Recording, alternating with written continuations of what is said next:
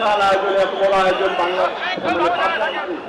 আর আমাদের দেশের মেয়ে আমাদের দেশ স্মরণ করে আমরা ইসলাম জানি উনি যখন তাকে বলছিলেন না খবর কোথায়? যারা পাবনাকে শহীদ হয়ে পরিচালক বৃহত্তর পাবনার কৃতি সন্তান, এই সরকার তুচ্ছ তাচ্ছন্ন ফেসিবাদের জায়গা বাংলাদেশে হবে না। কি বলেন বলছিল কিনা?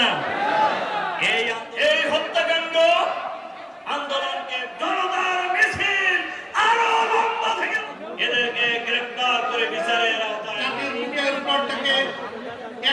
বলেছিলেন এই বৈষম্য বিরোধী আপনি পছন্দ করেন না।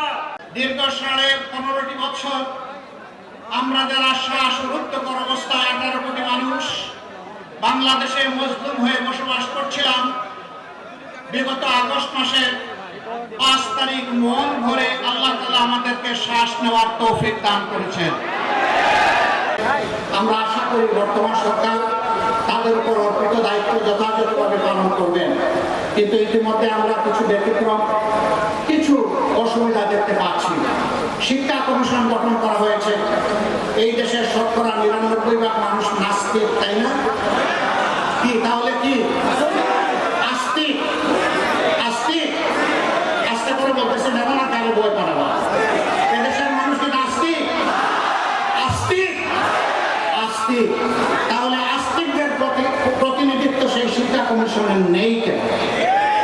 সেখানে কেন চিহ্নিত কিছু লোককে বসানো হয়েছে যারা এদেশের সংখ্যাগরিষ্ঠ মানুষ, সাধারণ মানুষের কোনো চেতনাই বুঝতে পারে না? এদেরকে কেন এখানে দেওয়া হয়? আমরা চাই তাদেরকে এখান থেকে সাফ করে দেওয়া হয়। তারা তাদের যে ময়দানে ছিল ওখানে যে কাজ করুক, আমাদের আপত্তি নেই। তাদের সৌদা তারা বিক্রি করতে থাকুক, জনগণ তাদের প্রোডাক্ট কিনলে আমাদের কোনো আপত্তি নাই, কিন্তু জাতির গাড়ে তাদেরকে বসতে দেওয়া যাবে না। এদের হাতে এই জাতির জন্য কল্যাণকর কোনো শিক্ষা ব্যবস্থার রূপরেখা তৈরি হতে পারে না।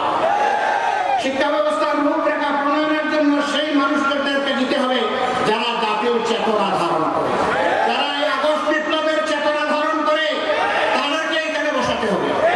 সম্মানিত ভাইরা, আমি অনুরোধ করব সরকারকে চলার পথে এরকম বড় কোনো দুর্ঘটনা ঘটানো উচিত হবে না। আমরা বলছি না তারা ক্ষমতায় থাকবে না, তারা দেশের সেবা করবে। ধরে নিলাম সেবা, সেটা কতদিন? আমরা বলেছি যৌক্তিক সময়, বলে যে এটা তো একটা অনির্দিষ্ট অনিশ্চিত কথা। সুনির্দিষ্ট কি? আপনারা কি নির্বাচনের কোনো রোডম্যাপ ঘোষণা করবেন? আমরা বলি হ্যাঁ আমরা করব, তবে তার আগে আরেকটা রোডম্যাপ আমরা ঘোষণা করতে চাই। এটি হচ্ছে সংস্কারের রোডম্যাপ। কি কি জিনিস তারা সংস্কার করবেন আর কি কতটুকু সময়ের ভিতরে তারা সংস্কার করবেন, এইটা নিয়ে আমরা চাই যে সরকার অংশীজনের সাথে, রাজনৈতিক দলগুলোর সাথে ডায়ালগে বসে একটা জাতীয় ঐক্যের মাধ্যমে এই সংস্কারের রোডম্যাপ তৈরি হবে। এই রোডম্যাপ যখন তৈরি হবে এবং সফলভাবে বাস্তবায়ন হবে, তার হাত ধরেই নির্বাচনের রোডম্যাপ ঘোষণা করতে হবে ইনশাআল্লাহ। যদি সংস্কার আন্দোলন সফল হয় তাহলে জাতি একটা সুষ্ঠু ক্রেডিবল ইলেকশন পাবে ইনশাআল্লাহ। কিন্তু সংস্কারের কাজটা যদি সুষ্ঠুভাবে সম্পন্ন না হয়, সেই নির্বাচন দিয়ে জাতির কোনো উপকার হবে। একটা দুর্ভোগের পর আরেকটা দুর্ভোগের গর্তেই জাতি পড়ে যাওয়ার আশঙ্কা আছে। এই পয়েন্টে এখন সমস্ত রাজনৈতিক দল একমত, শুধু স্বৈরাচার আর স্বৈরাচারের দূষণ ছাড়া। তারা এখন কথা বলার সাহস পাচ্ছে না। হ্যাঁ, আমাদের উপর শাসন চালিয়েছে, কিন্তু আমরা গর্তে ঢুকি। আমরা আপনাদের সাথে ছিলাম, জনগণের পাশে ছিলাম, দুঃখ বেদনার অংশীদার ছিলাম। আমাদের লোককে আপনারা সাড়া দিয়েছেন, জনগণের লোকে আমরা আমাদের সামর্থ্য অনুযায়ী সাড়া দেওয়ার চেষ্টা করেছি। এদেশ থেকে আমরা পালিয়ে যাইনি, আপনাদের সন্তান হিসেবে আমরা এই দেশে ছিলাম। তারা এখন কোথায় গিয়েছেন আমরা জানি না। 2-1 ঠিকানা ছাড়া আমাদের জানা নাই তারা কোথায় গিয়েছেন, কেন গেলেন।